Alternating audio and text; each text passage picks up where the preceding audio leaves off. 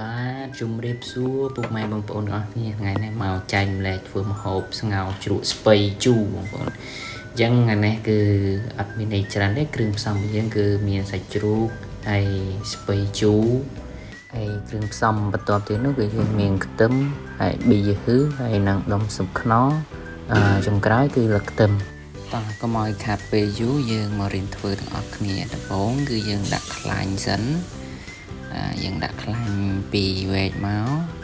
តមកយើងដាក់ខ្ទឹមសឈ្ងុយបំពងវា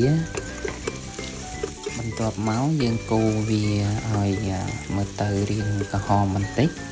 ទីកូរវារាងក្រហមបន្តិចហើយពុកម៉ែបងប្អូនអាចដាក់សាច់ចូលបាន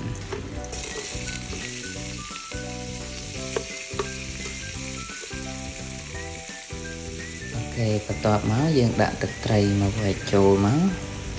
ក្រោយពីដាក់ទឹកត្រីហើយយើងកូរវាឲ្យចូលជាតិបន្តិចមកបងប្អូនបន្ទាប់មកទៀតយើងដាក់ស្ករចូលអូខេដាក់ប៊ីចេងតមកដាក់គ្រឿងផ្សំរបស់យើងមានសាច់ខ្ទឹមហើយប៊ីហ៊ឺអីហ្នឹងដុំស៊ុបខ្នុរហ្នឹងបងប្អូនហើយបន្ទាប់មកទៀតដាក់ស្ករចូលអូខេពេលបន្ទាប់ដាក់ស្ករហើយយើងដាក់ម្រេច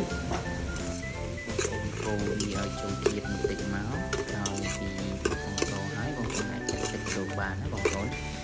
បងប្អូនចាក់ទឹកមកល្មមដើម្បីមកហូបយើងស្លញ៉ាំហើយបើខ្ញុំចាក់3ចានគោមភាសាថ្ងៃនេះគឺយើងស្លច្រើនដែរអញ្ចឹងណាបងប្អូនបន្ទាប់មកបងប្អូនអាចគ្របវាទុកចោលរយៈពេលកន្លះម៉ោងក៏បានដែរ30នាទីហើយទុកវាឲ្យពុះបែបនេះមកដូចក្នុងរូបភាពតមកបងប្អូនដាក់ស្ពៃជូរបើយើងចូលទៅបន្ទាប់មកបងប្អូនអាចកូរវាបន្តិចទៅហើយកូរវារួចបងប្អូនអាចគ្របវាទុកមកស្ទុះឲ្យវាពុះបន្ទាប់ពីពុះហើយបងប្អូនអាចដាក់លឹកខ្ទឹមអូខេដាក់ខ្ទឹមលីងរបស់យើងឥឡូវនេះមុខម្ហូបរបស់យើងបានរួចរាល់ហើយអរគុណពុកម៉ែបងប្អូនសម្រាប់ការតាមដានវីដេអូរបស់ខ្ញុំបាយបាយ